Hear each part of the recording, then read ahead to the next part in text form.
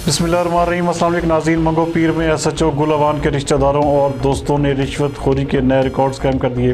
हमारे city reporter Abid Ali Rind के मुताबिक मलिक सईद नामी प्राइवेट शख्स खुलेआम छालिया के कंटेनर्स और ईरानी डीजल के टैंकर्स बलूचिस्तान से बरास्ता मंगो पीर माही गाड़ी चौक से गुजरवाने लगा।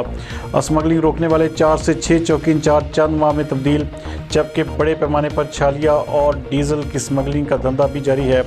प्राइवेट बीटर मलिक सईद का गैर कानूनी धंधों में मुलव्वस अनासर से ताल्लुकात मजबूत और SHO मलिक सईद की पुलिस एहलकारों के खिलाफ कार्रवाइयाँ करने लगा। ज़राए के मुताबिक नॉर्दर्न बाईपास से यौमिया लाखों रुपए मालियत की शिया की स्मगलिंग भी जारी है। औरंगी टाउन जाने वाले पानी की मेन लाइन से चोरी करके पानी भी फरोख्त किया जा रहा है। पानी चोरों को कहना है कि उन्हें SHO मंगो पीर ने इसकी खुसूसी इजाज़त दे रखी है।